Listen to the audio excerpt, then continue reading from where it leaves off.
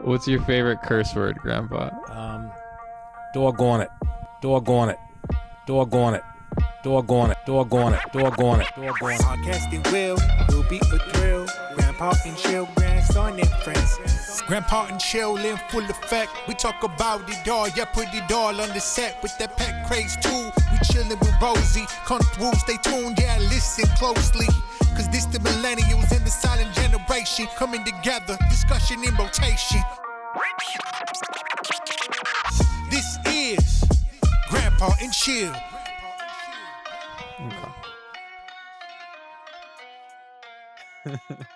Thank you. If you're listening to the audio version, please find us on YouTube, Grandpa and Chill. One more time, what is your character's name, Brandon? I want to make sure I call everybody by their name. Just Mr. Adams. Mr. Adams, and we have Grandpa Elton John. Grandpa John. Sounds good. Grandpa John. We love it. We love it. We love it. Did I send it? Yeah, I hit send. Let me think. What was I doing? Roger. Oh, I got you. Yeah, you got something? Yeah.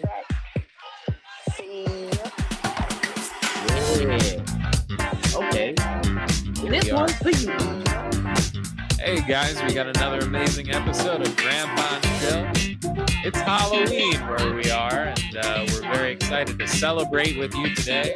I'm your host, Brandon Fox. I'm here with my millennial co-host, as always. Oh, it's me, Roger Funkenstein. Amazing. My old, sexy, related to me, Grandpa. and our amazing producer, as always, Dr. Hadassah Olayinka Ali Youngman. It is Halloween. We are in costume, but our guest today, his name is Joshua Shea. He is a pornography addiction expert, author, certified betrayal trauma coach, TEDx talk speaker. His website is PADDICT recovery.com, paddictrecovery.com. Very excited to talk to him. Yeah. So how you guys doing?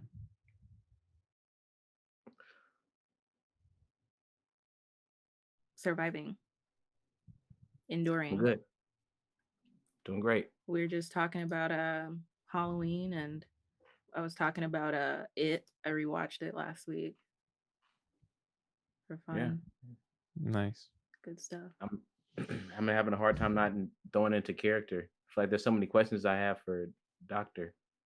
I'll be on Instagram Live this weekend, so you can ask me all my questions. There it is. Here we go. That's the time. I gotta, because I've still gotta practice, you know?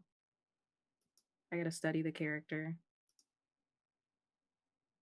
I haven't had time. I barely had time to do this. I was like, do I have time to try to like put the costume together? And I was like, not really. And I was like, but I can't just show up with these bright ass pieces of hair in my head with no explanation. But I'm glad I did. Well, I think it's I would have been the only bitch out here with no costume. Huh? People are gonna be like, hey, yeah, that's that costume. It's hilarious. No. I'm glad I did. I'm glad everybody else wore their costumes. It's not like when I was it's not like the last time I showed up to a Halloween party and I was the only one wearing a costume. I'm shocked, honestly. I didn't think Grandpa would. I'm very, very happy. Grandpa, you're wearing a costume. Trying. I love it. I went to a Halloween party with the district attorney of Philadelphia many, many years ago. His name was Arlen Specter.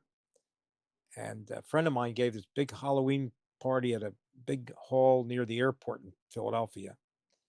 And half the people there, I think, were high, but they were all dressed up. It was interesting. But I don't think Arlen knew what was going on, really. He got invited. He knew what was going on. Bro, he was partying. You were wilding out there in Philly. Yeah. So, Sierra, what is the best costume that you've ever worn? Probably this, or well, let me go back to childhood when I wasn't in charge of making the costume. No, probably this or when I was in high school, I like dressed up as Rick from Rick and Morty, and so I got like a little fake lab coat and uh oh he's here. Oh wait for Finest. And I spray painted my hair gray and like picked it all out so it would just be wild. I really don't try. I'm not good at Halloween. What about costumes that you've seen of other people? Any of them stand out in your mind? Oh yeah. I love those costumes. Like, have you ever seen those like little pictures or videos of people who like will pimp out their kids like wheelchair or something into like a transformer or something cool like that? Oh, cool. I love those. Those are always super cute. Or like the babies. Mostly just babies, you know. If you dress up a baby, I'll be impressed. They don't have to do a lot to get my attention. Do you get a pumpkin? Oh, you showed us a pumpkin Yeah. tonight. Don't Yeah, forget absolutely. Belinda. Cool. She's working hard. You said you bought that, or you did that artwork? No, I just bought it. It was super cute. It was only like $2.50, so I was like, I have to. Finest, what's the best costume you've ever seen? Best costume. There was a Ray. I saw it at Comic-Con once that was made out of like all Goodwill stuff and Ooh, PVC piping for their little like whatever they're using. Costume. There's been some really good ones. I like family ones when people do a whole family together. that's That's true. always fun. I'm trying to think of one that was fun. The Incredibles, I think I seen like one of the first things I came when I came to New York, we saw a family. Oh, And I thought it was that's adorable. very adorable. Yeah. That's adorable. You're right. You know, I did not know they go trick or treating at bodegas. Like you just go to each bodega and you go trick or Oh, treat. that's You cute. don't knock on door. Well, I mean, you do knock on. I But that's just not was safe. like, There's crazy yeah, people I out know that there. was a Brandon, best costume. My parents dressed me up as an M&M for 12 years. different colors. Are we the same color every time? They got it really big when I was a baby, and then I grew into it and then out of it. Okay. Stop. What color was it? I think I was the red one. That makes sense. Hello. Hey, Welcome. Joshua, we're very happy to have you. Quick note, this is our yearly Halloween episode, so we're in costume and we're just going to chill for a bit before we get into, see, the why would nitty-gritty. you even but- tell me that? Why would you even tell me that? Wouldn't it be more fun if everybody was told we're going to be in costume, but we're not going to tell our guest? And let's see if he says anything the entire show. Yeah. Fun game. But so happy to have you here, man. Thank you. Yeah, you a Halloween fan? Do you celebrate or? You know, Halloween is one of those days where when I was a journalist, which I was for 25 years, it was so much fun to work because there was so much crap that went on that night that it was just fun to cover. It was fun to write about, whether it was a elementary school Halloween party to people burning half the city down one year. It was always, if you were a journalist, Halloween was the day you wanted to work, much like when we had Y2K at the end of 1999. And everybody was like, I need that night off. I need that night off. I have to go in my basement. It was like, no, I want to be here. If stuff goes down, I want to be in the middle of it. So I never participated a lot in Halloween after I was a kid. I loved doing it with my kids when they were young. But it was always one of those, it was never one of those holidays I was totally enamored with. It was more fun watching other people. Got you. Where are you from, by the way? I am from just around the Portland, Maine area. Got you. Do you guys have Mischief Night in Portland, Maine? No. Night It sounds like before something we do Halloween. anyway, but Yeah. no, I've never actually, I've never seen that advertised in Portland. Got you.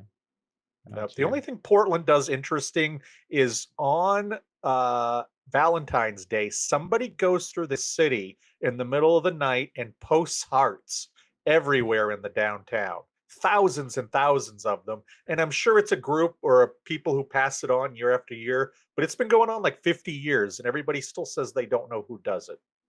Oh, it's like a Banksy type thing. Yeah, exactly. Exactly. Well, the first year I lived there when I was like 19, it was like, oh my goodness, this is crazy. I'd never seen any kind of just spontaneous public art like that. And it was incredible. It's why I moved there. That's so Um, sweet. Yeah. yeah, it was pretty cool. It sucks if you're single on Valentine's Day and looking Oh, and that one around. really pours vinegar into those wounds. Everywhere you turn. Yeah, Love absolutely. everywhere. Yeah. Joshua, how much distance are you to Canada? If I go to New Brunswick, I can get there in about 2.5 hours. If I go to Quebec, I can get there in about an hour and a half. Montreal is about 4.5 hours for me. Quebec City is probably more like 6. So not too far. It's about the same length of time for me to go to Montreal as it is to go to New York City. Just introductions, by the way. I'm Brandon. Super nice to meet you. It is good to meet you, and thank you for having me here. Thank you so much for coming on. And this is everybody else.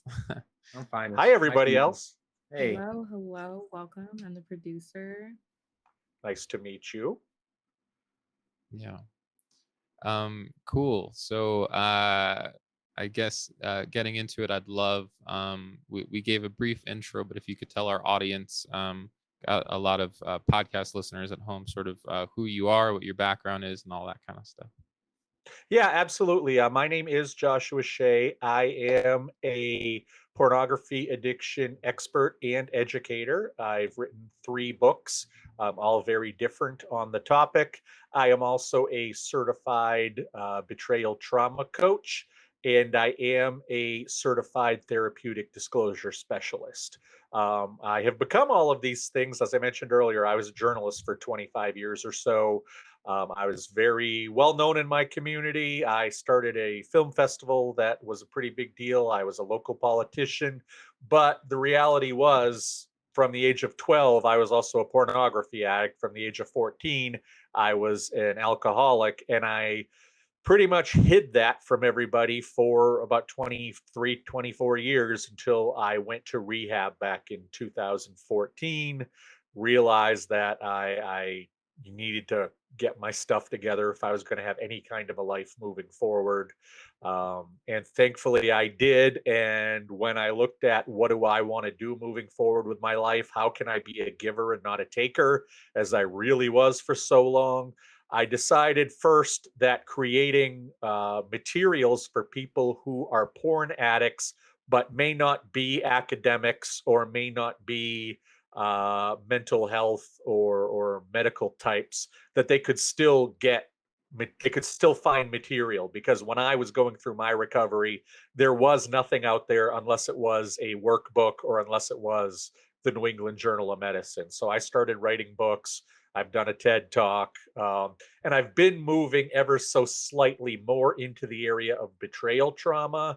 I find that is very underserved right now, and it pulls at my heartstrings a little more because, much like I was an addict and my wife had no idea for the first 10, 12 years of our marriage, she found out, it floored her. I have been coaching porn addicts for several years now, and I started to just get into talking to some of the wives, talking to some of the partners. This isn't just a male addiction, and realized just how much I like working with the partners of porn addicts or sex addicts, because while I speak the language of someone who is an addict, I can also speak the language of someone who recovers and how they recovered, and kind of let the partner know what's really going on, what's gaslighting, what's illness, what's just flat out lying, what's addiction, what is this guy being full of crap or this girl being full of crap. And I almost feel like I'm helping more of a victim when I help the partner with betrayal trauma than I the addict themselves. So I'm slowly moving things over in that direction. Other than that, I have been sober 7 years, both from both porn and alcohol. No other major illnesses to describe. I live in Portland, Maine, or just outside of Portland, Maine, as I mentioned, with my wife. My 2 kids are of college age. We have 3 dogs and 7 cats, although this week we have 9 cats because we're fostering 2 additional ones. I just started fostering a cat this week as well. That's crazy. It's great because when you think about it, if you want to adopt it, you can. If you don't, you can give it back. Yes. How often can you have something audition for your love like that? Well, You don't like them, send them back. I said no matter what, I'm not gonna adopt, and That's now I so think easy I to say. will. I think I I will. can Did he show come you a house. out? I can show you a house full of animals. You want to see the kitties? Yes, Can we please. see? Okay, yeah, okay. Well, talk amongst yourself. I'll see if I can find them. Hold on. No, amazing. Thank Brandon, did the cat come out of the corner? you. His personality derail from. I'm very excited to get into this, but he came out from under the bed and started like licking my hand and being really sweet. And then I had to get him neutered, so he was like traumatized, and I like threw him in the crate. And now he's starting to warm up again. So, Okay. hey, Josh. One ran under the bed. She may make an appearance later, but this is the one we're only calling black and white. We call him black and white because if we give him a name, we want to keep him more. So we've learned to call them just based on their colors. But the problem was about 5 months ago, we got a set of triplets to foster that were all black and white, and they were the most fun, cutest little animals I've ever seen. So I broke my rule and I kept these triplet kitties. So now we're at 7, and my wife, we didn't have any for a while. My wife brought home these 2 from the Humane Society the other day and said they only need a few weeks and I need some kitties. And I was like, well, that's good because I was starting to break down on the puppy thing. So maybe if we can have some kitties, maybe I won't need any puppies for a while because we're not good at always giving them back. And I think that at some Joshua, point, how do the cats get along with the dogs? just fine, absolutely fine. Wow. Because what we have found is when we introduce kittens to the dogs almost feel possessive of them or they want to take care of them. And I've seen the dogs actually scare away some of the other cats who are causing trouble for the kittens because they're Aw. looking to take care of them. And that little guy you saw, his hair is all over the place. I can tell because our German Shepherd clearly just got to him and cleaned him because he was a sopping little mess. But Yeah. that's how our German Shepherd shows its love to all the kitties. Aw. And now there are, I think the German Shepherd is 3 years old. And we've got like 4 cats since then. So all 4 of those are his babies. And it's very cute. And I never thought it would work out this way. And I never actually even had a pet till right after I got out of recovery. I was never going to be a pet guy. I was never going to have animals. I was, what a horrible thing to tell your wife and kids they're never having a pet. But I did that for years and years. And I guess this is just karma coming back to get me with a vengeance because I literally can never be in a room and not have 2 or 3 living things in it. Although I love it because I work from home. And even though I talk to people all day long doing sessions and coaching, I still like to have actual living things around me. And it's kind of sort of an organic energy that I guess I need, not being able to go into an office or working with people, in person every day. They're so therapeutic and like Oh my God. wholesome. Yeah. Yeah. Yeah. I tell people every time I can that, just try it, see what it does to you. Every misconception, maybe you're absolutely not a pet person. Maybe you should not have a pet, but you should try it at least once. It's like playing a musical instrument. You should try it for a couple weeks and see if it takes. And if it doesn't, you can say you tried. And once we got that first puppy, the floodgates were open for me. That's so awesome. Just going back into what you were saying earlier about how there are very little resources. Were there rooms in the same way that there's NA rooms and GA rooms and that kind of thing that were there for you, or not really? There are, but at that point back in 2014, there was nothing that was specifically for pornography. The 2 groups that most people go to are either Sexaholics Anonymous or Sex Addicts Anonymous. Porn people tend to go more with Sex Addicts Anonymous, while sex addicts tend to go sexaholics. It was okay. I enjoyed it when I was just outside of Dallas, where I got treatment for porn addiction. I loved being in a big city because there were so many different types of people who came to the meetings. It was I heard stories that, you know, I could absolutely relate to. I heard stories that would make my toenails curl. It's such an interesting, open atmosphere. And I had this problem when I went to alcohol rehab first out in Palm Springs, California, a year earlier. When I returned to Maine to try to find good meetings, Maine is so homogenous. It's a very pretty state, but if you take your eyes away from the lighthouses and mountains and pretty orange trees, you will see a whole bunch of people that look exactly the same. Unfortunately, they think exactly the same.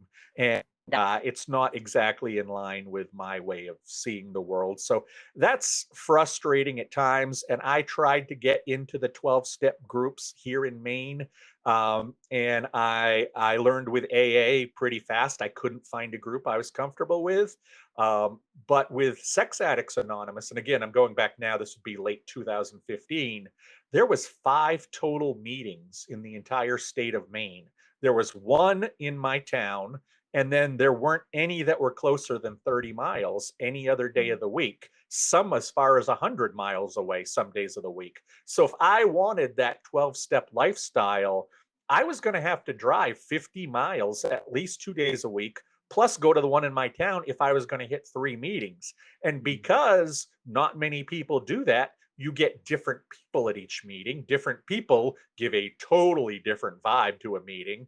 And in all truthfulness, the group that I found in Maine, I did not find helpful at all. I found it to be mostly men who were complaining about the fact that their wives didn't give them enough sex. So they either had no choice to look at porn or they had no choice to cheat on their wife because she just wouldn't give up the sex.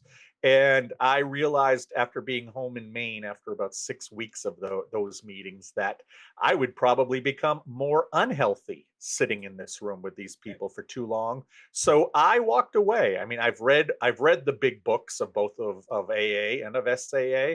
I think there's some great foundations there, but I think that the rural nature of where I live makes the meetings such that I can't sit through them and I can't find alternatives because, like I said, we are the 49th or 50th whitest state in the nation. It depends, you know, who's visiting Vermont that weekend, I guess, because we keep going back and forth since I've been a kid. And, you know, good or bad, that's just the way it is. And I don't think it's conducive to recovery when it comes to the 12 steps, at least in my experience. Joshua, percentage wise, just from what you've already said, it sounds as though the number of male addicts far exceeds the number of female addicts, just based on what you already said in the breakdown. And also, is there a breakdown with regard to liberals and conservatives? I haven't seen any breakdown as far as liberal and conservatives go. I don't think it would matter because what we're now really learning, especially in the last 15, 20 years in the age of the internet, is that there is no stereotypical porn addict. Yes, we all think of the straight white male, but when you think about pornography, think about, for instance, 70s, 80s, early 90s. It costs so much to make pornography and it costs so much to distribute pornography back then that, let's keep in mind, this is a business. And if you are making pornography back then, you made it for the straight white male crowd because that's who went to the theaters. That's who went to the bookstores. Now, because pornography costs so little to produce, I mean, the 5 of us, if we got up at 9 in the morning tomorrow and gave ourselves certain jobs, we could have a cast and produced a porn movie by 9 p.m. and have it out there making us all money, and we never left in front of our computer. So these days, since porn is so easy to make, so cheap to make, so cheap to distribute, you can actually target audiences because you never were in the past. And now, if you look at the 4 groups that are the fastest growing when it comes to pornography addiction statistics, and I do have to preface this with this was before the pandemic, and it's going to be fascinating what happens, what the stats say then. But the number 1 growing community of porn addicts was straight white women. The number 2 community was straight men, and the number 3, it was tied 3 and 4, Catholics and LDS church members. These are all people who either porn was not specifically made for, or they were too embarrassed to go seek it out, did not want to be found out. What good Catholic wants to be seen walking into the Triple X theater? But now that you can do that at your house through the internet, well, it's a lot easier. And it turns out, doesn't matter who you pray to, doesn't matter what your color is, as long as you got working parts, there's a bit of sexuality in you, because there's a bit of sexuality in all of us. And you're not seeing the straight white male numbers explode because they've been taken care of for a very long time. Straight white men got hooked on porn well before the internet. Now that the internet is here and in everybody's house, it's every other demographic that's starting to fill in. And that's why we're seeing, for the first time, kind of a critical mass, especially among young people, of addicts. The scariest statistic, I will share this entire show, is from an organization called the Barna Group. They did a survey of American men, I believe 2017, might have been 2018. They were commissioned by an organization called Covenant Eyes that does a lot of online work with pornography. And 32% of the men that they interviewed between the ages of 18 and 30 said that they either have a problem with pornography, that they look at too much pornography, they are developing a pornography addiction, or they have a full-blown pornography addiction. That is 1 out of 3 men who are interviewed under the age of 30. And those men will eventually be 40 and 50 and 60. And if we don't start doing something about this, those men are also going to be women in equal percentages. They're going to be old people, young people. They are going to be everybody you can imagine, because there is no stereotypical porn addict. And if we do something now to combat the fact that we give every 12-year-old kid in the world the greatest porn computer that's ever been invented with a smartphone, we're not giving them any advice. We're not giving them any direction. We're not teaching them how to use this. I don't want anybody here to think I am anti-pornography, because that is a waste of time to try to be against something that will never disappear from civilization. I am pro-healthy sexuality, pro-education, not necessarily anti-porn, because that's a fight that's never going to be won. Sounds like business is good. Hey, the pandemic has done a hell of a lot for all of us. So what would you say would be a major, I know you say they're like no 2 porn addicts alike, but what would you say is lending itself to this huge growth, maybe outside of just the boom of technology, or like the phone, everyone having a smartphone, like you said? It's ease of access. And then I think we also live in a world where we don't pay as much attention to our children, to our relatives. I think there's a lot more siloing. I think we're all busier. If you get home from work at 5, your kid gets home from work at 3, there's 2 hours that you're not in charge of them. And those are the 2 hours where they're going to play, don't touch the lava on the floor and jump from furniture to furniture, because they can't do it when you're home. And they also have probably picked up enough from most parents to not look at dirty stuff, that they'll do it when their parents aren't home. It really, I truly believe, comes down to the fact we all have sexuality within us. We all have curiosity within us. It is completely normal to want to look at pornography, especially, when you're at an age of going through puberty and things are changing. That's just a natural thing. But I think that we have a society that's still very puritanical when it comes to so many issues surrounding sexuality, that many parents and school systems and others just believe that the best way to deal with this is to stick our head in the ground. And while that may have worked when you could only get porno magazines behind the counter at the gas station, or they actually enforced age limits at video stores, that doesn't exist anymore. We have to assume that our children, it's not a matter of if they see porn, it's a matter of when.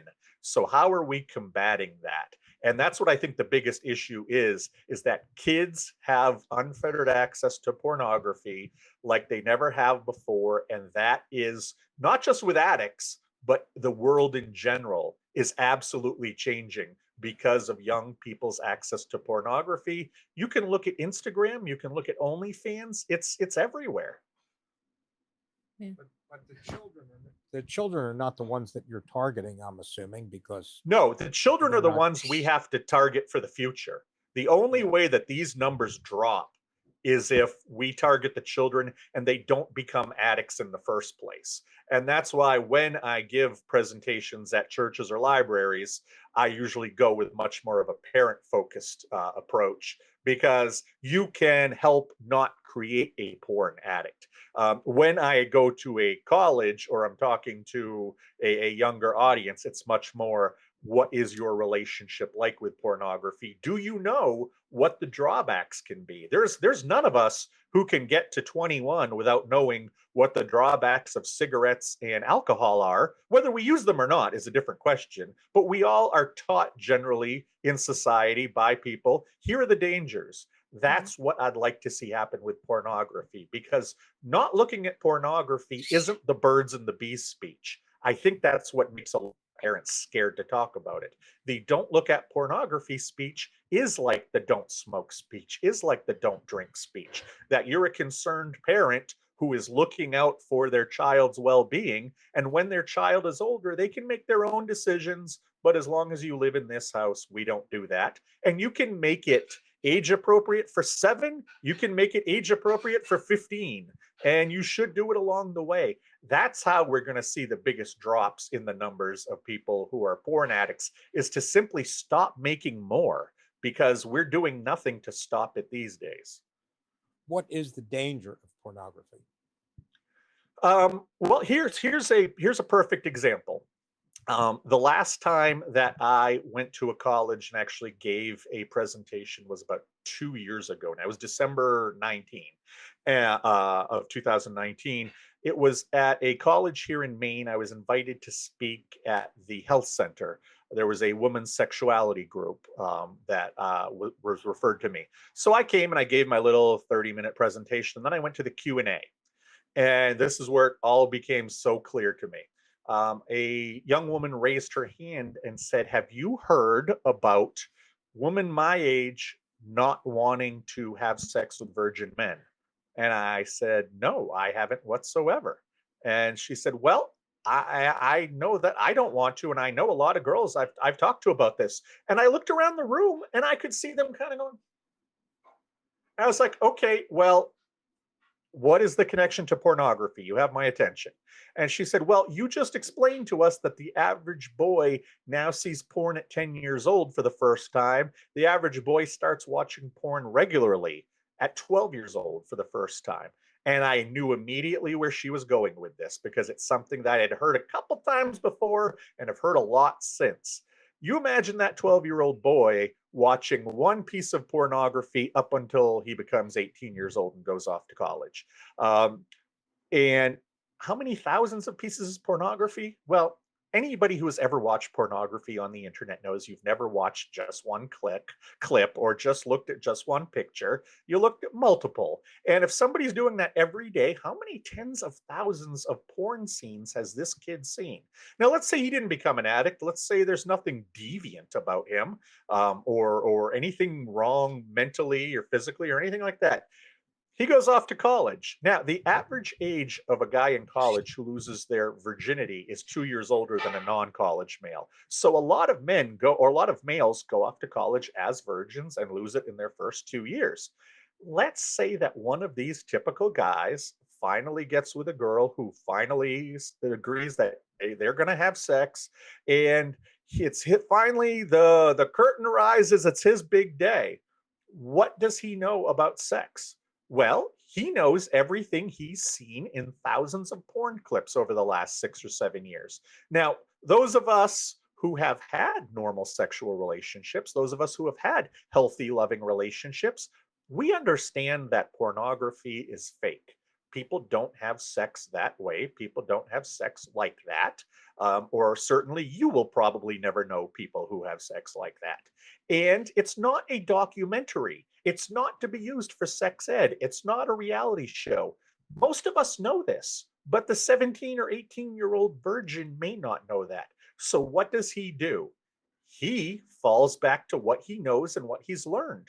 You're going to find that this kid statistically will be more aggressive, will have, will be swearing, using degrading language, will feel like it's okay to bend the woman in any position he wants and not expect to have to reciprocate, because that's what he's learned even in the most vanilla porn. And that doesn't even go to talk about, how these films all end. They end in a way that most women don't want them to end in real life. But if you've seen 12,000, video clips end a certain way, that's how sex ends. And so when these guys start behaving like this, and I've confirmed this with a lot of college age women now that this is the case, when they grab you by the throat or they start acting like this, these girls have to set them straight. And it turns out after a couple of those experiences, they don't want to deal with it anymore. They don't want to, even if this is a nice guy, they know he's going to turn into, Johnny porn star or Johnny wannabe porn star in the bedroom, because that's what he grew up watching. And that's not what sex is. That's not what love is. And they don't want to deal with fixing him. And they don't want to deal with getting him on the right path. So let's say that this is happening with a large percentage of our young males or young college age males who are supposed to be more educated than your average person. You have guys who are sexually not even in elementary school at that point, who have had their mind absolutely corroded with pornography and are now acting it out. And that has nothing to do with addiction. It just has to do with pornography's place in our society and what it's doing to our society. And right now, it's creating a generation of young men who are sexually unhealthy when it comes to actually having intercourse. And that doesn't even begin to touch things like porn-induced erectile dysfunction or issues that come up with marriage in using pornography and it not being the right thing for both couples. Can you talk more about like what exactly maybe is porn addiction, or how someone can identify it with someone that they know? Yeah, absolutely. And I will say porn addiction is one of those addictions, much like gambling addiction, that's really hard to identify. Unless Yeah. you're at a casino, you can't really tell somebody, or you see somebody looking over the racing form at the track, you can't tell somebody's a gambling addict. It's very hard to tell somebody is a porn addict. When I was an alcoholic, you could smell it on me and you could sense it when I was slurring or stumbling. And I think people were shocked that I was a porn addict, not just because, it's a shocking thing, but because it was so obvious I was this other thing. Um, so what I will say is, unfortunately, if you're looking for it in someone, very hard to find. It almost has to be at a critical level where their life is imploding. And I think that's what stops a lot of people from getting help, is that they tell themselves, this isn't that bad. This isn't that bad. This isn't like drinking. This isn't like drugs. When it's exactly like it, because addiction is addiction is addiction is addiction. 95% of what happens chemically in your brain is the same from addiction to addiction to addiction. Whether it's drugs, food, sex, whatever it is, your pleasure centers, which release 6 different hormones and chemicals, and we all know dopamine, but it's oxytocin, it's serotonin, it's melatonin, a couple others. These flood your pleasure receptors, and that's why addicts use that. They find this pleasurable activity, and somehow it helps to solve another problem. Addiction is never the problem, or it's never the main problem. And that's one of my other issues with the 12 steps, is that they only really look at the problem of the addict. And not the problem of what caused you to become an addict. Why did I become a porn addict? Why did I become an alcoholic? Those questions needed to be answered before I could stop being a porn addict or an alcoholic. Um, Addiction is a symptom, is kind of my point here. When it comes to the brain, there are a bunch of similar things from addiction to addiction. You start to plan your day around your addictive behavior. It becomes a huge priority. You start to forsake other things you might have liked in the past. Hey, it's Friday night. We're all going to go out and go to a local show. That's great. You guys go. I don't feel like it, because you want to stay home and use pornography. So you start replacing behaviors. You start changing things, picking your addiction over things that you liked in the past. You will tend to get a little bit agitated, or feel your temperature rise, or feel an actual physical sensation when people start to bring up that kind of addiction.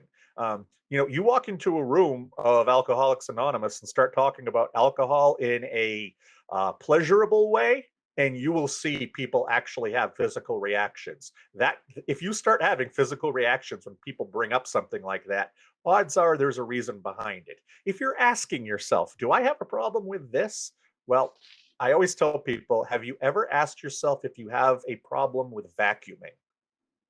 No, because you don't have a problem with vacuuming. If you're asking yourself if you have something, odds are you do have a problem with it. And one of the biggest tells, especially for me, is two things. One, that I made a ton of promises to myself that I couldn't keep. Tonight, I'm only going to drink 3 beers and I will only look at pornography 30 minutes. Well, a fifth of tequila and 4 hours later, I guess I didn't keep that promise to myself, because you constitutionally can't keep that promise to yourself.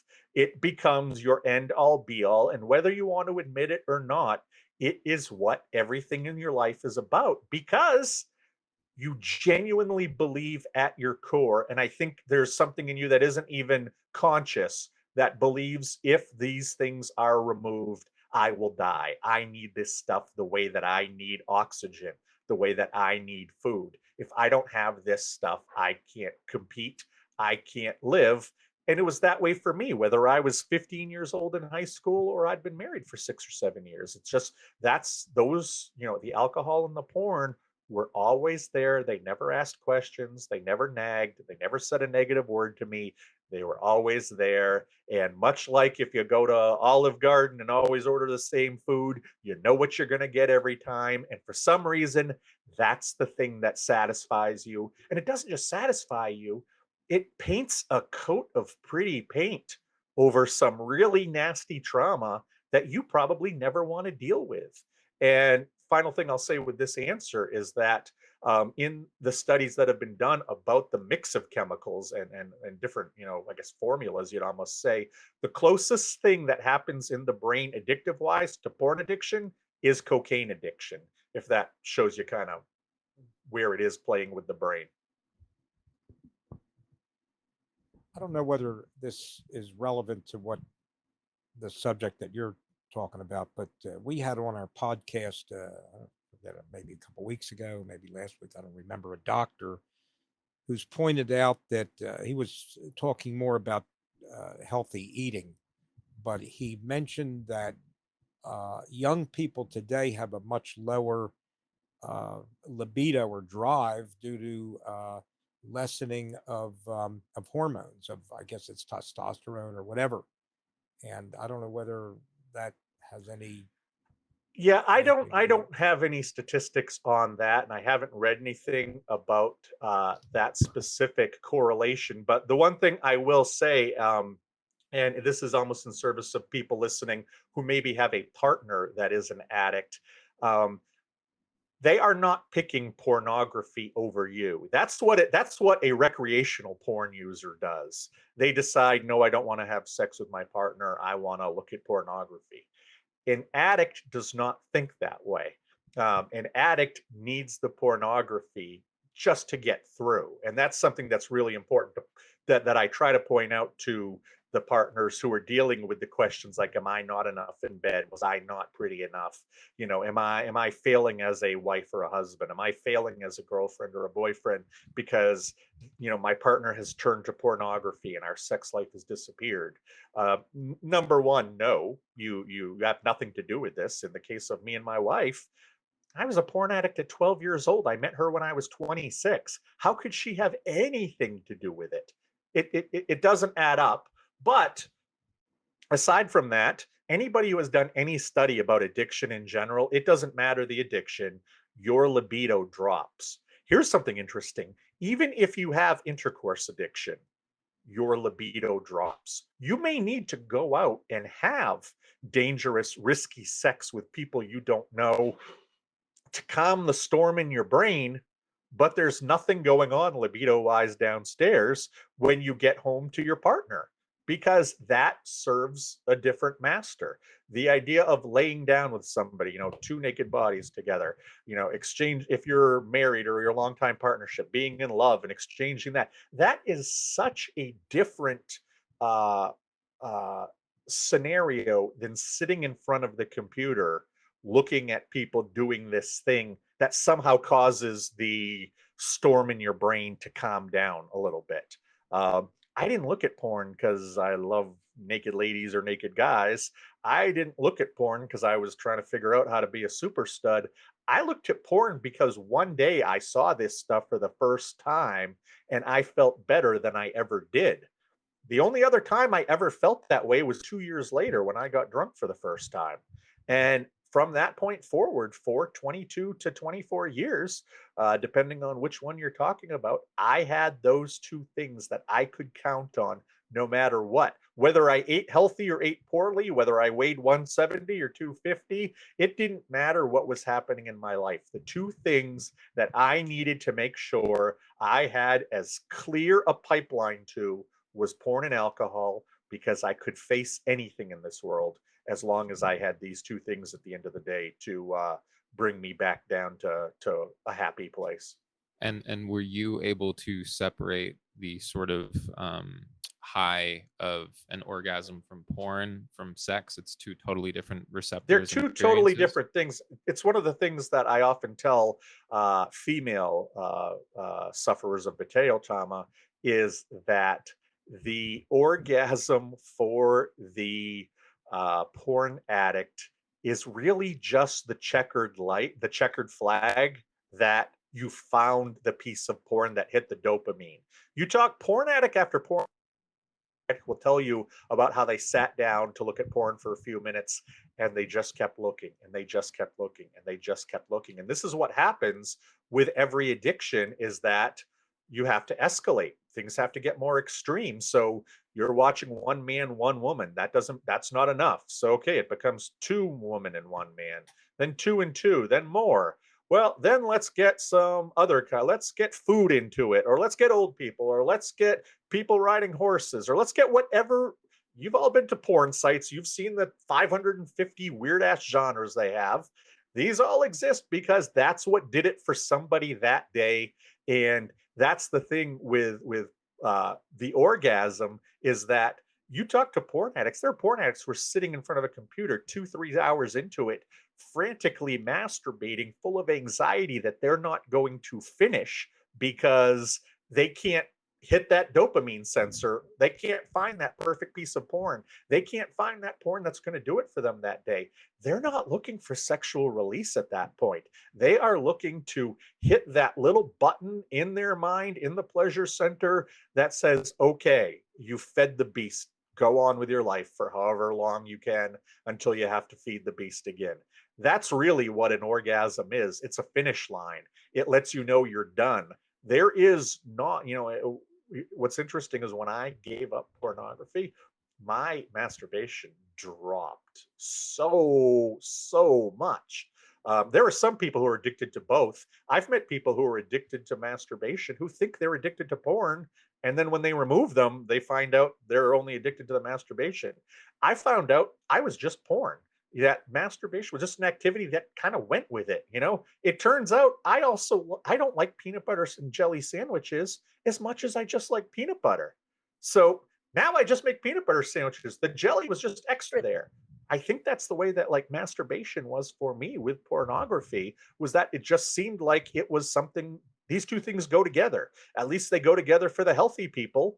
But when I was in my most critical phase of porn addiction, those last 6, 7 months before I got into rehab the first time, um, I don't think I ever masturbated to the pornography I looked at. I was so beyond that I was just there to look, and I was there to, and I knew I wasn't going to hit that pleasure center the way that I wanted to. I had gone beyond that.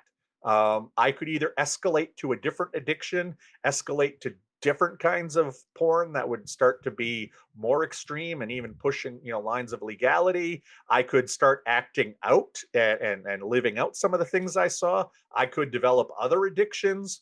Thankfully, where I was at that time, there was enough people in my life who stepped in right about the same time and said, "Hey, everything's going to change unless you go get some help." And I finally broke down and recognized just how much trouble I was in, and how, honestly, if I hadn't gone and got help 7.5 years ago, I would only give 50-50 odds I'd be here talking to you today. Is there a similarity between someone that is addicted, use the word addicted, I don't know if that's the right word, but to porn, and someone who uh, is always conquest for different women? Um, People tend to call the conquest sex addiction. I hate calling it that because so many people use sex addiction as an umbrella term, that I was not an intercourse addict by any means. I didn't go out and do that. Yet when I tell people I'm a sex addict, I think that's where they jump naturally. So I tend to use the terminology porn addict and intercourse addict. Um, it's one of these things, kind of like explaining, is marijuana a gateway drug? I can guarantee to you that almost every person who is a sex addict is also a porn addict. But among porn addicts, the actual number of intercourse addicts is very low. Uh, Much like everybody who is a heroin addict probably started with marijuana, but how many who smoke marijuana never, ever, ever touch heroin or anything, even in that genre? So is that a causality? Is that just a natural way that things go? I think that's more up for debate than anything scientific. One interesting statistic is that men who are porn addicts, about 20% actually do take it into real life and act out. Among female porn addicts, upwards of 70% in some studies take it outside of the addiction and act out. And there are a whole bunch of theories and no agreement on exactly why there's such a giant disparity between those two numbers. What do you mean by I had act asked out? you before the ratio, Act the out relationship between men having and women. sex. Oh, okay. Pardon. I'm sorry, Barton. I was answering Go ahead, I'm Brandon. sorry. Yeah, acting out. Acting out is the terminology that's used in most 12-step groups, and it's actually been used. It's starting to even make its way into the health arena, where acting out tends to be engaging in any behavior that either is the addiction or is kind of a cousin of the addiction and shouldn't be going on anyway. Now, if I'm a porn addict and I decide to go out and have sex tonight, is that an addictive behavior? Well, I guess technically it's not, because I'm not a sex addict, but I'm married, so it's a negative behavior. And probably if I keep doing it, it might become, an actual addiction or habit. But the acting out part is I take it beyond just the computer screen. And that can be exhibitionism, that can be voyeurism, that can be any sexual behavior aside from the one that you are specifically working on. So that tends to be it. And when it comes to women, for some reason, 70% who have a porn addiction act out beyond the porn addiction, and only 20% of men do that. I'm sorry, Barton. What was your question? No, I had asked you before about the relationship percentage-wise between men and women.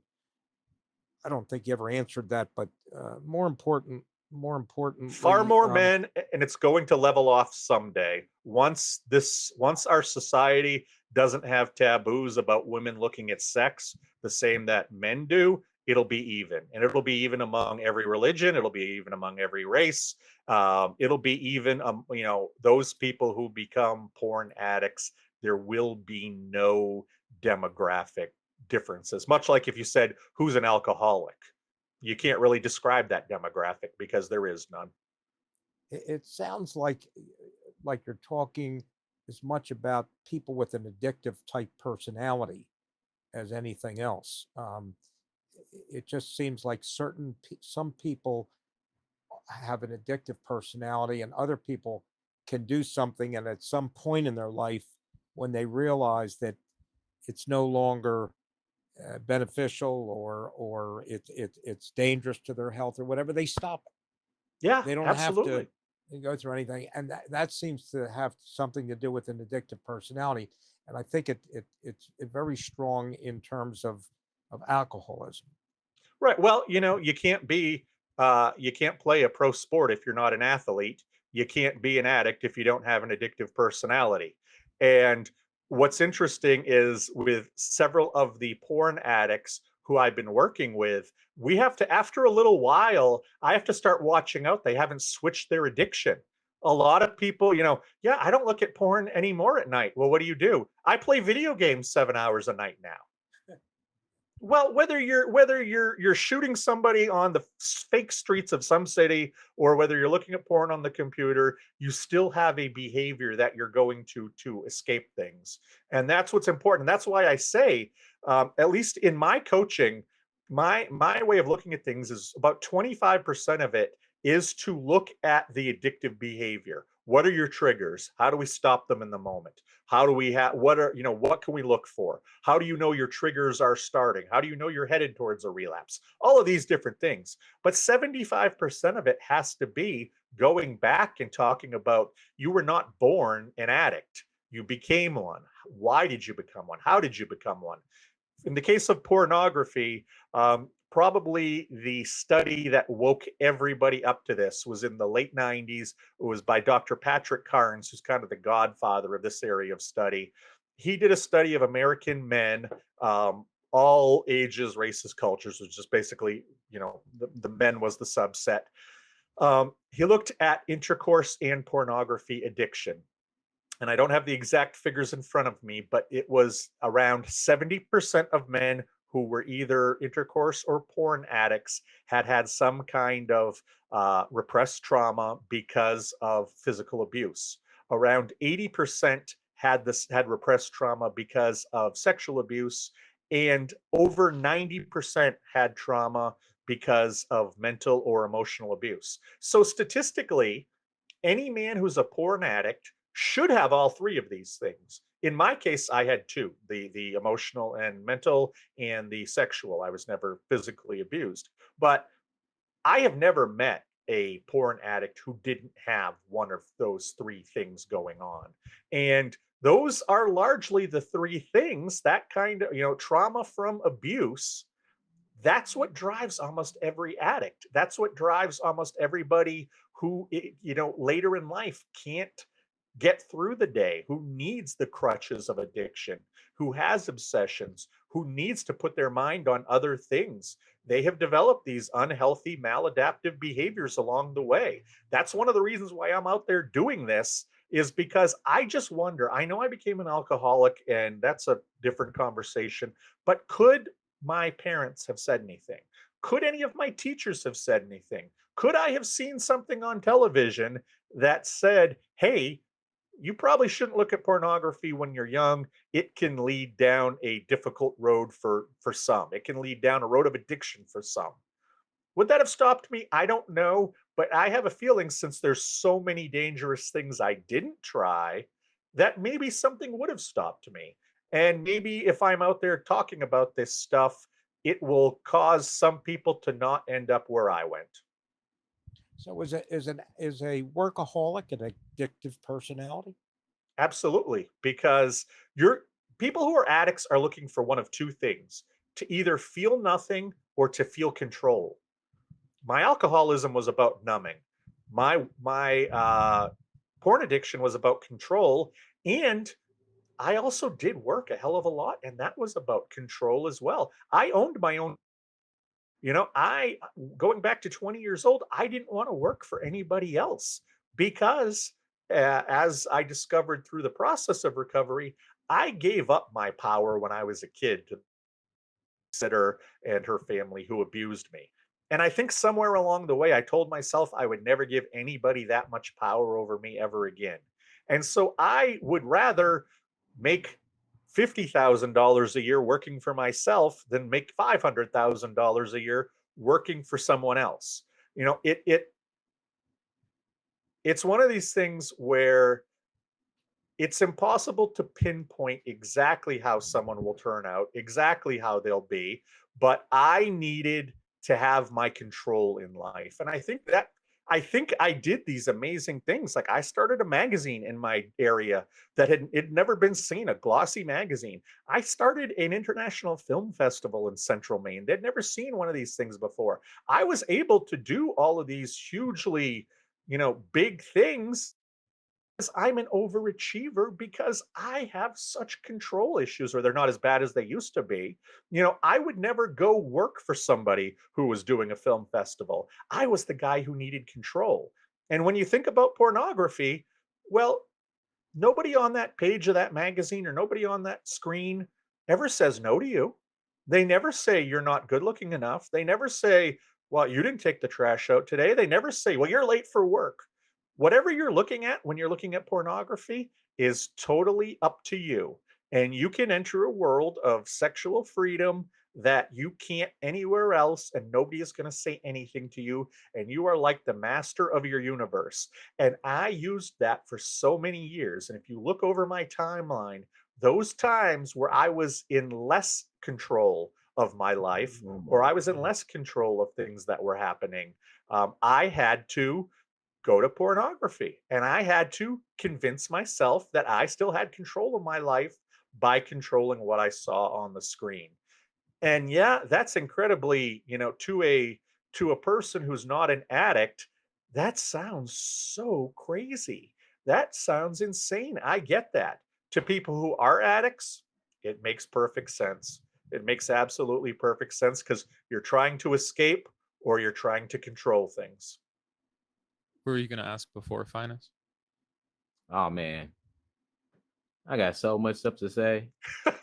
Yeah, go Finest. I don't know where to start. I guess the first thing is you live quite a life and look quite young, so you've done a good job. Thank you. Congratulations. And what you're doing is quite trailblazing because what I hear a lot of, it has me thinking a lot of like I heard the court case of like the Facebook leaks about what Facebook does and Instagram does and all that. And a lot of stuff that you're saying sounds so familiar. But even in a scary sense because it's not even on the radar of people and Right. it seems like it should be in that same, TikTok and all the other social medias, Pornhub should be right up there. Also, it was relatable in the sense of I'm in an age group of when sex ed wasn't, it's never really been a big thing in school. So I did learn what I saw from TV and porn and stuff like that. So it was a lot of cool stuff that you said that I'm sure that I also I this is probably a good thing that COVID happened in the sorry to say that, but and it gave a place for anonymity for people to get help because it is seem like something that's so hard to get help in this situation where you're being able to talk over Zoom or over whatever this internet probably is probably pretty good and helpful. So that's probably one good thing. Yeah, it is nice that happened, but unfortunately, the I'll just throw this one stat out there because it's brand new. January 1st, 2020, 200,000 people in this world or 300,000 people in this world were making porn for porn fans or for OnlyFans. It was just reported recently by the company that they have over 2 million content creators. So that Mhm. means on that one website alone, we have 1.7 million more people making pornography since the beginning of the pandemic than we did before. And what I wonder is what will the fallout be from that? Because my most recent book was actually called Porn in the Pandemic. and that's about how the online porn industry in the first 3 months of COVID probably had what would have taken 5 years to develop in normal times. They Yeah. just exploded like crazy. And I did a kind of a journalistic look at what was happening, and I interviewed many people who had started performing on OnlyFans. And one of the things that actually kind of scared me was that in talking to some of the young men and women a few weeks after they were doing it, yeah, they started it because they needed money because they were laid off or whatever. They started talking about things like, well, I can't get a date in real life. And suddenly I've got men from all over the world telling me how beautiful I am. Or, nobody will even talk to me in real life. And I haven't had a girlfriend in a year. Now I've got all these women who are 10 years older than me who are just throwing money at me. And all I have to do is sexy dance for them because they like me. And afterwards, they'll sit and talk to me. And they're actually my friends now. And hearing this kind of stuff, what I hear from talking to some of those content creators is that they aren't in it for the money. They're in it for the love. They're in it for the acceptance. They're in it for feeling better about themselves. In essence, they're the dopamine hit. Now, what happens when, okay, your job comes back or it's time to, it's time to move on? I have a feeling a lot of those people may stay. I think that while the pandemic has been good for getting information about pornography addiction out, it absolutely has been.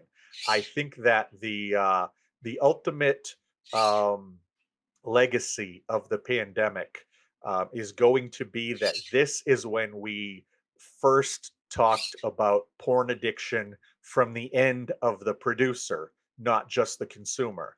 Because if you can get a dopamine rush by looking at it, you can get a dopamine rush by making it. And I'm curious to see what happens 5 years from now, 10 years from now, Well, since taking pictures of yourself naked and selling them are a completely viable option in 2021. This has to have some kind of fallout. We just won't know what it is for a while. again, you said a couple things that a lot of us are still wondering about, but the profit off of the endorphin hit, either it be like social media or Yep. it be from pornography, which we think is, for the sexual thing, but really just for, just for that dopamine hit of like social acceptance or love or whatever problems whatever Yep. the mommy daddy problems you had. Um, like to me, these seem like normal human things that we fall prey to.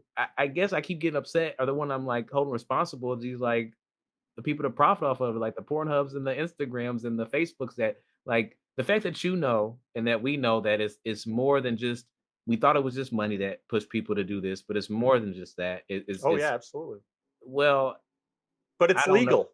Yeah, it kind of And when we tried prohibition with alcohol, that was a beautifully horrible experiment that went so wrong. And needing alcohol isn't one of those body functions we have naturally. Having natural sexuality is part of it. I really think that unless it's already illegal in the pornography department, that we need to stop thinking about censorship. We need to stop thinking about bans and filters because none of this stuff ever works. Everything we've ever tried against pornography, whether it's technological filters and this kind of stuff, or some kind of ban on material that we decide is obscene, that doesn't work.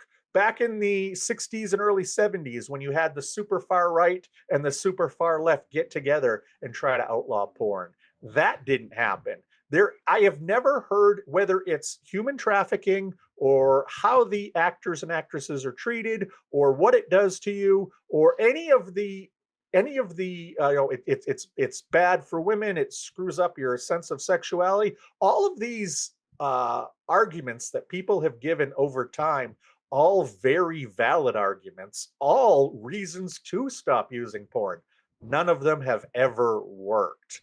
Never. Nobody who looks at porn, nobody who is masturbating to porn right now and across the world, it's probably hundreds of thousands, are thinking about that poor person being trafficked. They're not thinking about that poor person in the video just doing their job so they can get money for drugs. Because as it turns out, if you walk into any big box restaurant kitchen, you'll find plenty of people who hate their job and do drugs at the end of the day just to get by. It's not like porn stars have the market cornered on that.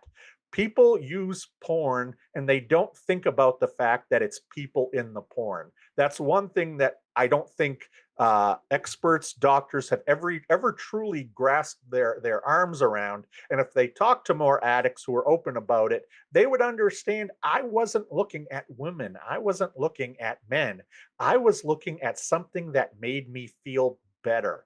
If gambling would have made me feel better, I would have been at a casino. I would have moved to Atlantic City. Gambling doesn't do anything for me. We have a casino not far from my house. My wife and I go there 2 or 3 times a year because they have a great steakhouse. We love it. After dinner, we go play slot machines, play for maybe an hour. If I ever lose $40, I walk away. If I ever win $100, I walk away. Why? Because I don't have the gambling gene. I don't think that people should outlaw gambling. Few people who have an issue with it. I know for a fact there are plenty of people who can view porn and never develop addictive behaviors. We do get those, attitudinal issues with young people who haven't learned better, which is a whole other, issue aside from addiction. But I'm not looking to step on anybody's civil liberties. I'm not looking to have, less freedoms. I'm not looking to tell people how they should behave, because through history, go look at, what was it? Ancient, not Phoenicia. What was between the Tigris and Euphrates? Mesopotamia. You go back to Mesopotamia, there are examples of pornography in their art, the crude cave paintings. Go to any museum. Every one of us can go to our closest museum, go to the ancient medieval exhibit. You are going to see some grade A porn on the side of that Egyptian pottery. The Kama Sutra, which is still the go-to manual for sex positions. Where was it invented? In very conservative India centuries ago. Sexuality has always been here. Curiosity towards sexuality will always be here. That's what drives the porn industry for the young, is curiosity. So what we need is society and parents and schools and everybody to pull their puritanical head out of the sand and recognize that we have all here for the last hour had a very good conversation about pornography that never once got R-rated, never once got graphic. It doesn't have to. We can all be adults. We can all be grown-ups. It doesn't have to turn into a Playboy or a playground game of he said this body part or she said this body part. We need to grow the F up as adults in America and recognize that we created this monster, or our parents created this monster known as the internet. And what we need to do is learn how to use it so the next generation doesn't get as messed up as my generation did. And right now, we're not doing anything about it.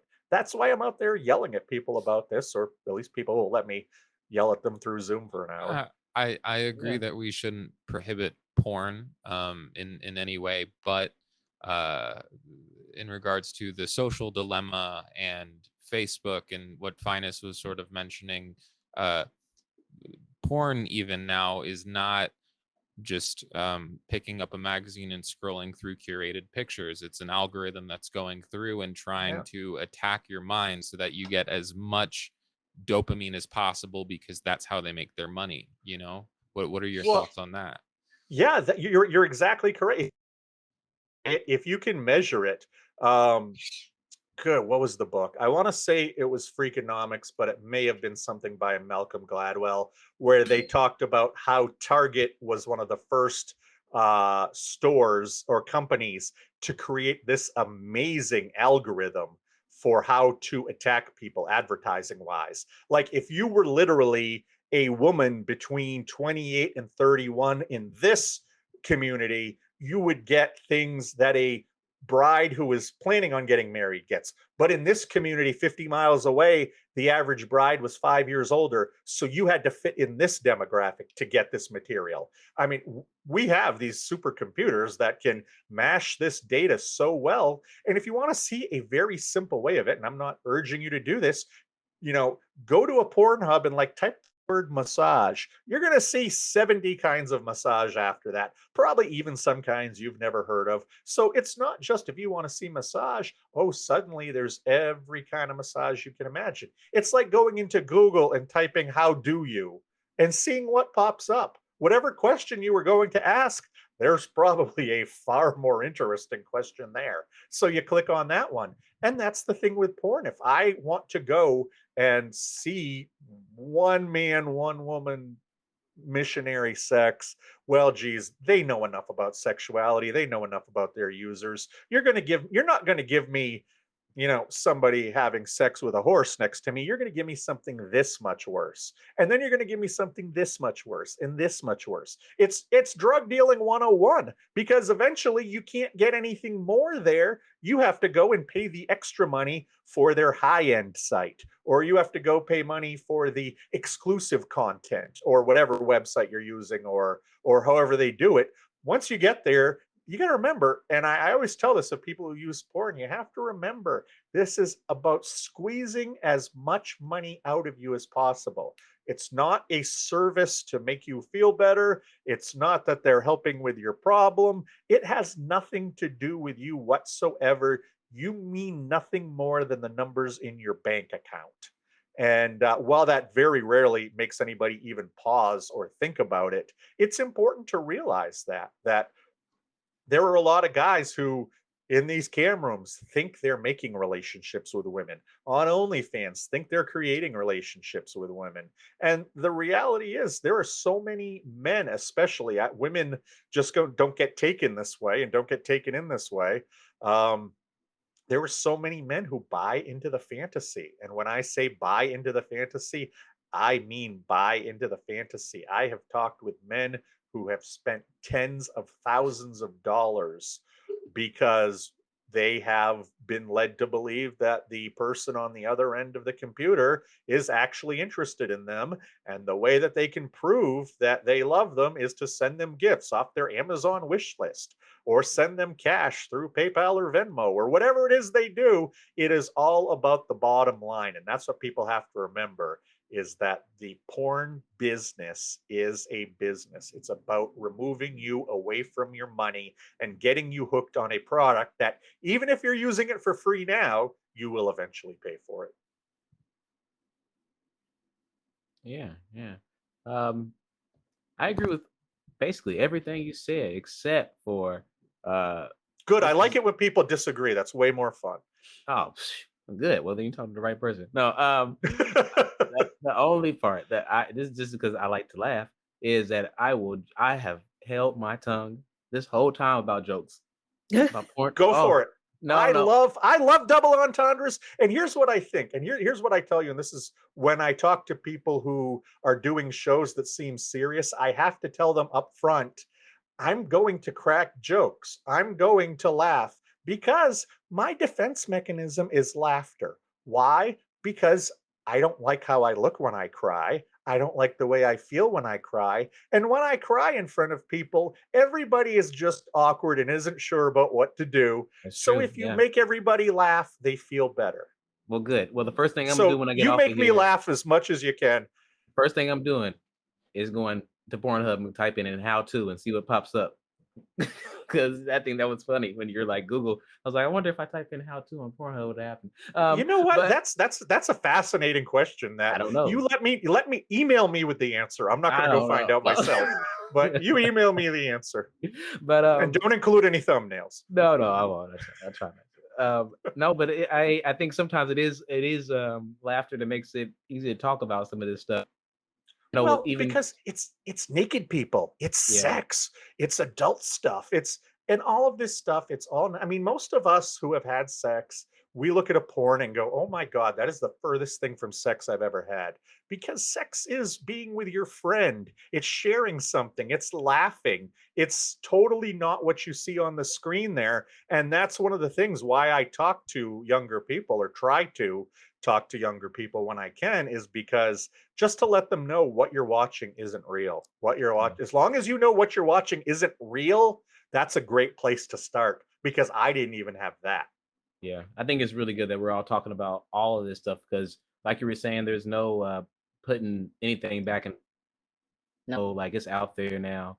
I think Yep. it's good for us to talk to it like you were saying, the youth and everybody as much as we can. Like, it, because as soon as we can understand, like, as soon as we can talk about it, the sooner I can that on the screen. It's like watching real life compared to never talking about it, and this is all I know.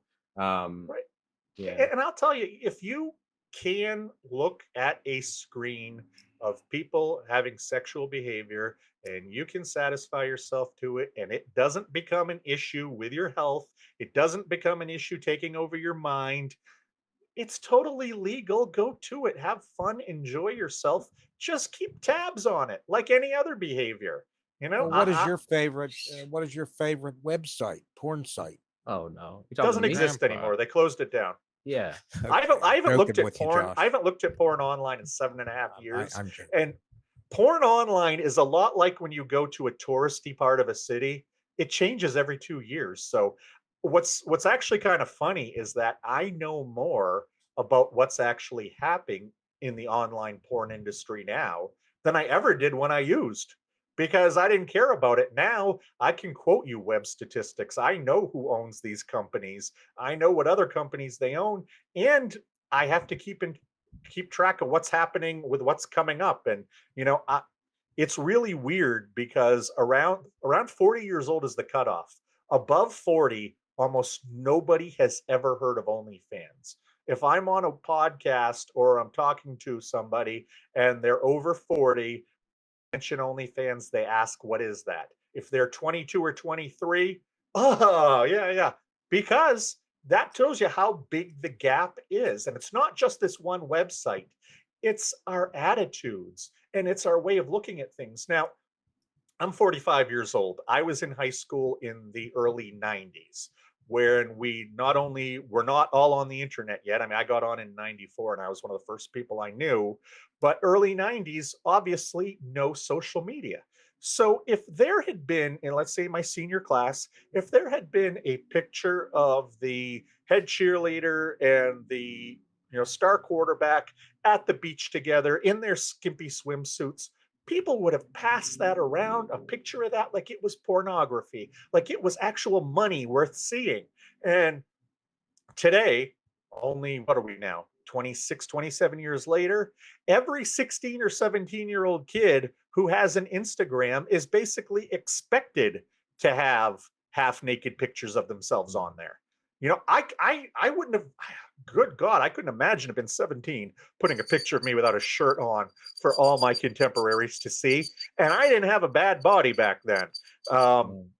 you know, so if you can do this, if you're 17 years old and you can stand in a bikini on Instagram or stand in Speedo shorts on Instagram, is it really that much of a step to dropping the bikini top or dropping your Speedos?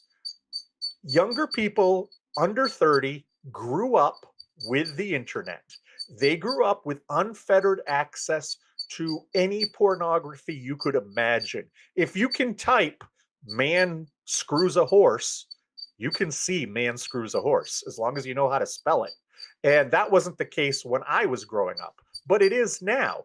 And so you have to assume that the sexual mores, the attitudes towards nudity, the attitudes towards sexuality are far more liberal and far more open than they were even 10 or 15 years ago. And that's why, my Lord, 2 million people in this world have no problem taking naked pictures of themselves and posting them and then saying, hey, come buy this picture of me naked. I'll give it to you for $5. I would have paid you $500 to not get your hands on that when I was 22 years old. Right. But right. that shows you just how much the world has changed. And I think there are a lot of 40, 50, 60 and older who don't even know the world has changed in this area.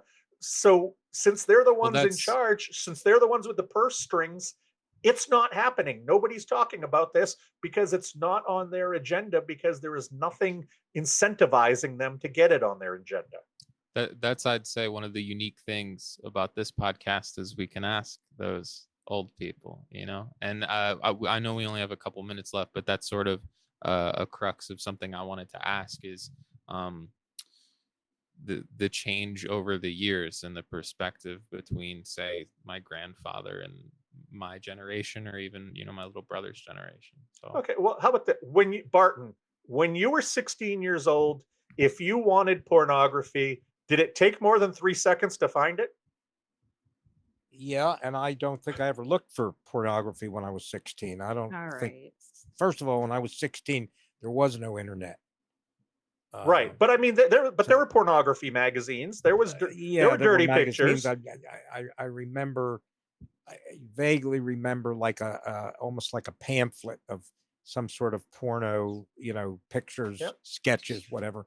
And other than that, I don't remember anything relating to pornography when I And was young. the But older I was people in, are you talk to have the same story as you. It just it wasn't a big deal.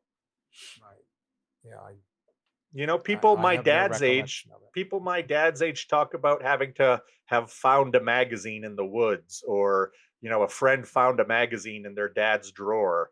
Um, when I was 15 years old, it was 15, 16 years old was right around the time that Blockbuster and Movie Gallery and some of these bigger stores were coming out and were killing the mom and pop video stores.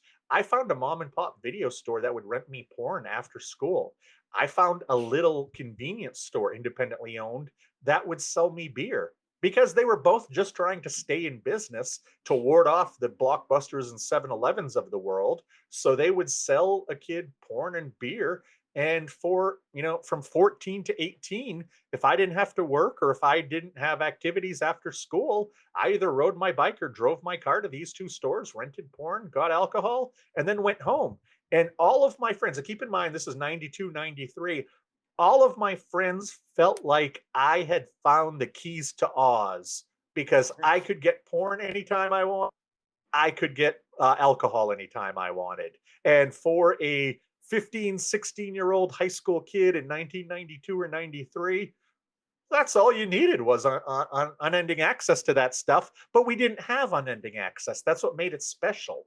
And now that you've got the tablets and the phones and the computers and the laptops and the streaming TV and whatnot, it's not a matter of access anymore. You know, it was almost impossible to get the stuff when Barton was young. It was very hard when I was young.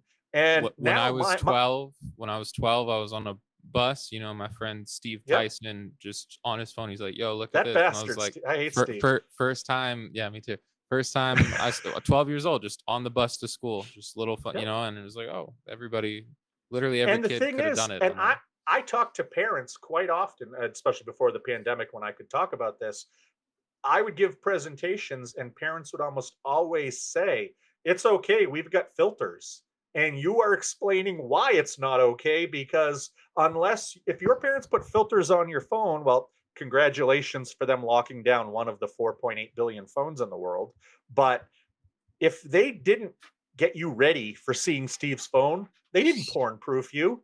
All they did was do what they needed to do to take care of their own worries. It's a shameful conversation, right? Like, I think most parents would have no problem saying alcohol is bad, don't do alcohol. But to say to a 10-year-old or a 12-year-old, don't look at porn, it's like, well, what's porn?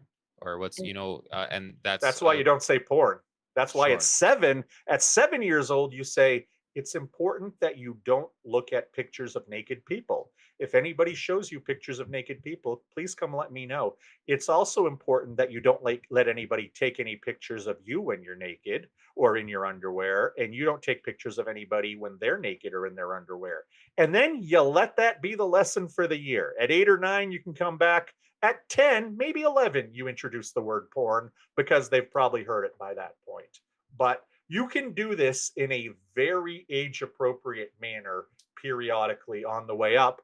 I think that if we told more 13 and 14-year-old boys about porn induced erectile dysfunction and had some guys who actually had that share their stories, you would see so many guys not developing even porn addiction issues, much less erectile dysfunction issues, because it puts a real face on this. That if you do this too much, you could be in the percentage who fall into this, who literally have ruined their entire sex lives for the rest of their life in many cases because they didn't realize it, but they watched too much porn and literally fried that part of the brain that is going to react to sexuality. In some cases, unless porn is playing. One of my most interesting cases I ever had were one of my first couples who was a 22-year-old guy who had porn induced erectile dysfunction. He could only finish sexually if he was watching pornography. And his girlfriend, while she put up with it for a while, she was a nursing student. She was a really nice girl, really got the problem of it, understood addiction, but she was very honest in that, her biggest fear was that if they ever wanted to have a kid, porn was going to have to be playing in the bedroom when that kid was conceived. And that bowled me over. I mean, that was something to hear because she's right. If this guy is going to procreate, or if he was going to procreate in the way he was at that time, he could only ejaculate if it came with pornography playing in that room, because that's the only thing he could finish with. And I'll tell you a side effect to this is that she figured out for a short while how to finish, like she always called it, normal people. What she did was she sat in their living room using the laptop computer. He sat in his bedroom using a telephone, and they had a sexting session back and forth. And because while he's had sex with this woman, who knows how many times, because he's viewing it on a screen, something in his brain is telling him it's pornography. So he can get revved up, and she knows he's getting revved up looking at her, which I guess that's a consolation prize in this whole mess. And before he finishes, he can yell, "Get in here." And she can run in and they can finish like, again, normal people. And that's as close as they could get when I first started working with them. I worked for them a little while. They went off to do some other things. I talked to them recently. I guess it still comes up once in a while that it's an issue, but it's much better now. But this guy has had the early part of his 20s absolutely obliterated by erectile dysfunction because of pornography. Thankfully, this very cool lady is staying with him, and she sees the work he's doing and the importance, so she's supporting him. That's not the case in most places. My wife stayed with me. This, woman stayed with her boyfriend. In most cases, when pornography addiction is found in a married couple, 75% of the time they end up getting a divorce within that first year. And that should be as big enough an incentive for anybody to get their act together than anything else to a normal person. But to an addict, whatever. I'm just going to keep going with this because I need this to live. That's kind of the mindset of the addict. And that's what people need to know before they become an addict. They should be looking out for becoming an addict before they become an addict. And I think people do that with drugs, with alcohol. We do scare, I don't want to say scare, but we do inform people, even if they're using recreationally and never have a problem, how to figure out if they have a problem. Well, why don't we do that with porn addiction? Why don't we do that with pornography? Son, if you look at a lot of porn and essentially your penis stops working the way it's supposed to, that's a problem. We need to get, you need to get some help at that point. You need to get something involved at that point. Well, I would hope that that might scare a few 13 and 14-year-old boys into, I want to have a girlfriend. I don't want to be a porn addict. I like looking at porn because that's all I can get now because I'm 13. But maybe I'll have a girlfriend when I'm 15 or 16. Maybe she'll let me have sex with her. But I can't have sex with her if I'm broken. Okay, well, then I need to make sure I don't get to that point. To me, that's the final part of the sex speech for boys, and it should happen around 13 or 14. That you don't hold anything back. You be as graphic as you want to, because at 14 they can handle it, and you let them know in no uncertain terms what can happen, and then you let them know the absolute truth. At the end of the day, this is up to you. This is your decision. I've tried to give you enough information to make the right decision. And as parents, you roll the dice and you hope it works out. I hope my kids are doing smart, good things right now, but they're in different states. My son could be doing lines of crack under somebody's bed in a, who knows where right now because he's not in the house with me. I prefer to believe he's doing the right things because I tried to teach him the right things. And all you can do is teach your kid the right stuff. But if you don't teach your kid the right stuff, if you don't even mention the right stuff, you're only going to be lucky if they end up there. We need to be more proactive in addressing our relationships as humans on Earth right now with pornography. You make a good point about the need to like explain this to children at a young age and break it down for them. But I agree, and I think that the biggest overall safeguard, I think, for a lot of what we've talked about today is just the need for comprehensive sex ed, like across Yeah. across everything, like across the states. Like I've said before on the show that I went to like a Catholic high school and we didn't obviously have anything. We had like we would have an annual full body assembly where some random person would come and speak to us about how sad their life was because they didn't wait to have sex with their spouse, and Yeah. then when they finally did, they're like, 6 out of 10, not worth it, wasn't worth, should have waited, whatever. Like that's literally all we got. And Doesn't it remind you of the very hardcore right wingers who now like to say, you shouldn't get the shot? I didn't get the shot, and you should really get the shot. That's what I'm talking about when you're talking about people who don't care about what's happening to other people. right, Anybody, it's the same thing. It's that tunnel vision mindset. and that like Um, generational divide you were yeah, talking about too, like everybody under 40 has some understanding of sex work, the industry, or just at least the understanding of the profitability of the industry, not, everybody knows right. everything about porn. But yeah, we all seem to understand that, and you could talk all day to different young people, middle-aged people, millennials saying, yeah, I found this, I didn't learn anything about porn. I didn't know anything about this. I just happened to be I was playing games on Miniclip and then I got a pop-up ad for, XXX games or whatever, and Yeah, that's how it starts. And because we don't have any kind of understanding of things when we're young, you either, like you said, you grow up and you just keep having this superficial image of how things go in your head, or you find out in ways that you're really not supposed to, and yeah. it affects the way that you interact with with your peers, for pretty much the rest of your life.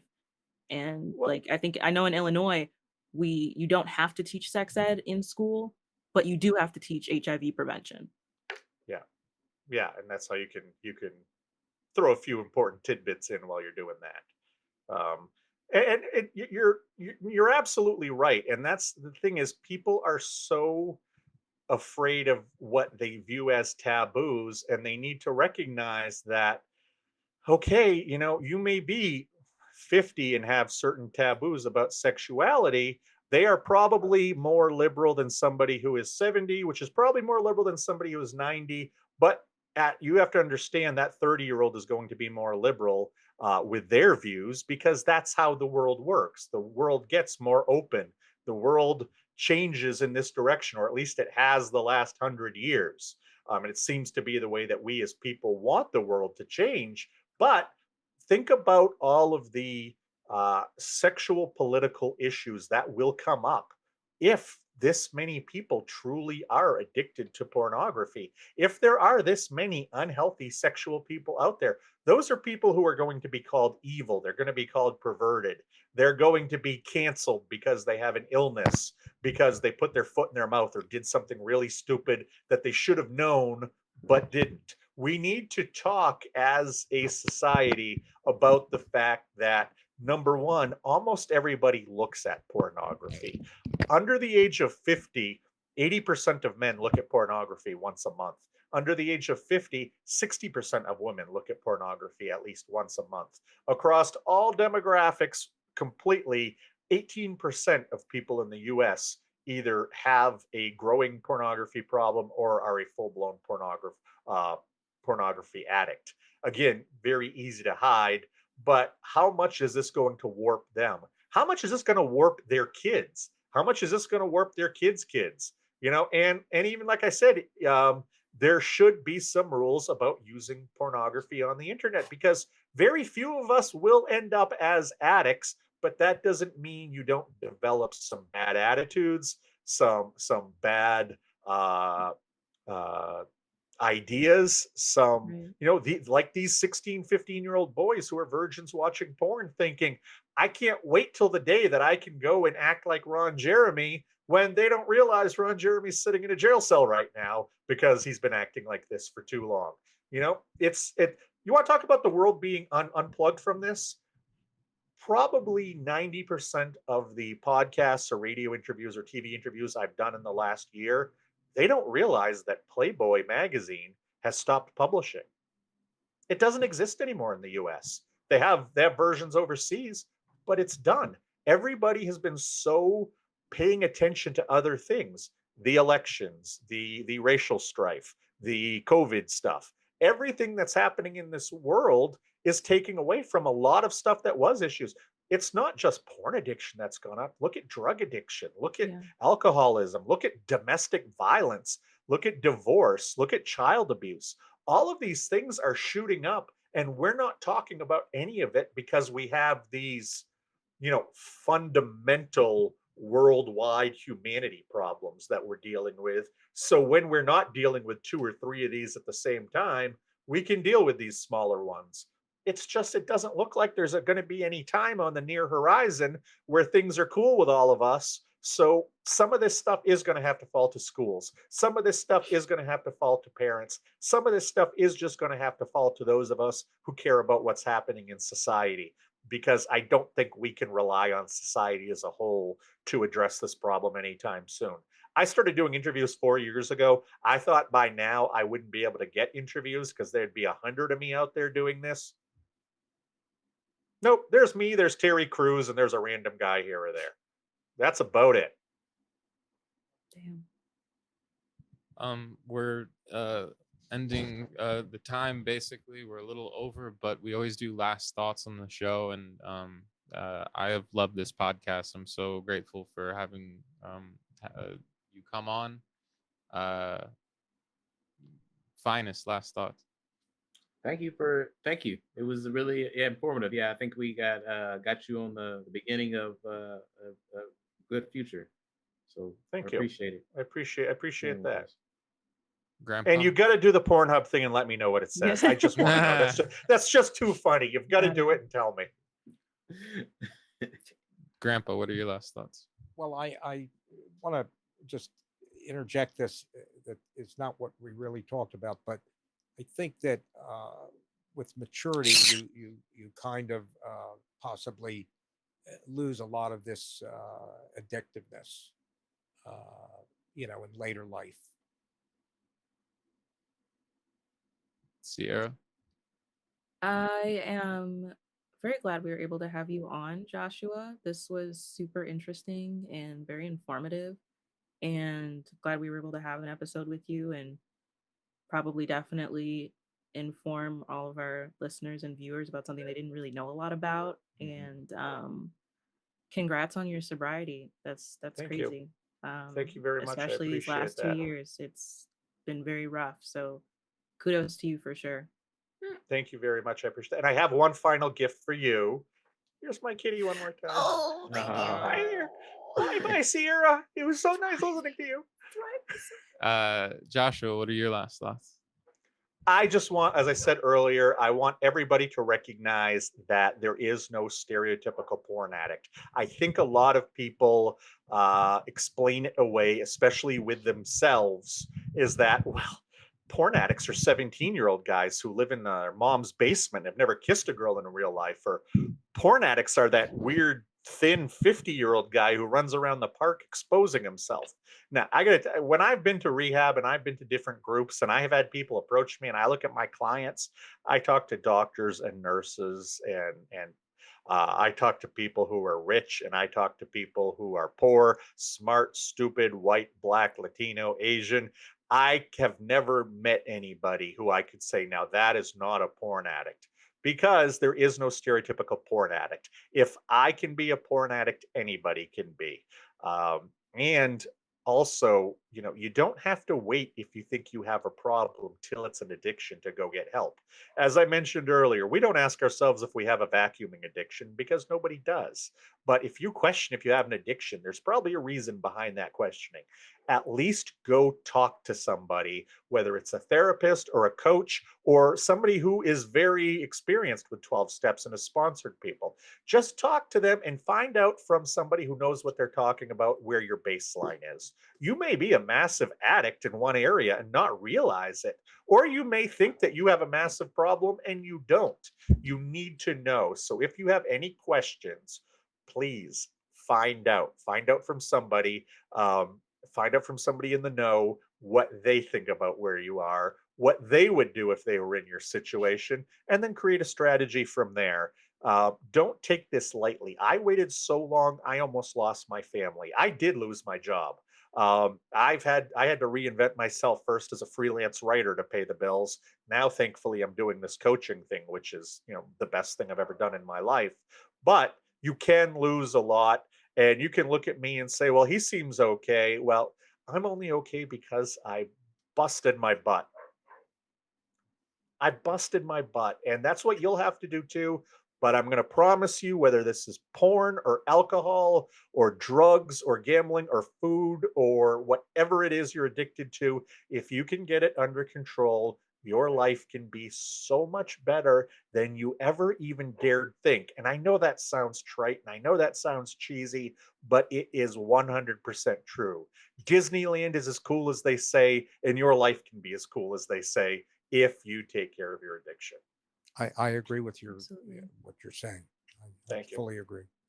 Awesome. And Joshua, where can people find you? Plug all your links and that kind of stuff. Yeah, I'll make it real easy for everybody. Just remember P Addict Recovery. That's the letter P as in porn or post-betrayal trauma or peaches. I mean, I can help you with that addiction. It's paddictrecovery.com. If you are interested in just my Instagram or just Twitter, P Addict Recovery, you want to email me, paddictrecovery@gmail.com.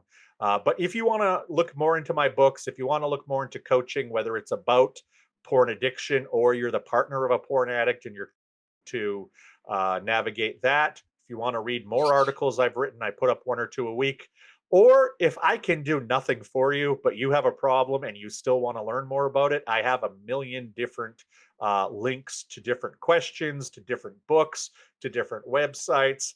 I just want you to get better. And I think that my website, one way or another, is going to be able to help you. Or if you're just interested in porn addiction, I think you're going to learn a lot by going there. And once again, that's paddictrecovery.com.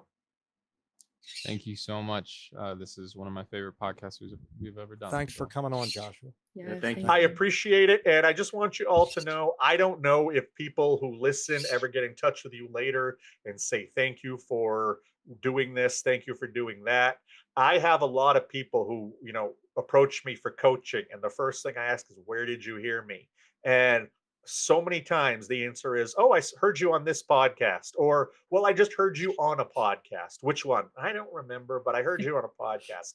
You all are, I need you to know, and I can tell you for sure, you are hitting people. You are making a difference. The time you spend doing this. People like me, we may have the message, but we don't have the medium. And this is such a cool medium. When Brandon pitched me the idea of the show, I was like, I don't even want to listen to the show. Sign me up. I usually listen because I have ended up on right-wing shows where I just don't play well with others there. And when I read about this show and Brandon put out, I don't even care what this is. You sign me up. This sounds like so much fun, and it has been. This is one I'm going to remember, and I can't wait to hear it back again and share it with people. Lovely. Thank you so much. That's our show, guys. Follow, like, all that kind of stuff. We love you. Thank you to the people listening in Europe, Asia, South America. We're all so grateful, and we'll see you next week. Love you, Grandpa. Podcasting with Grandpa Bart and Rosie, always on his shoulder. This is Grandpa and Chill. Grandpa and Chill is brought to you by your hosts, Brandon Fox, Bart Frank, and Phines Jackson. Our producer is Sierra Doss. You can find episodes old and new on Spotify, Apple Podcasts, Google Podcasts, and more. Subscribe to our YouTube channel to watch the show, and follow us on Twitter for behind-the-scenes moments you can't get anywhere else.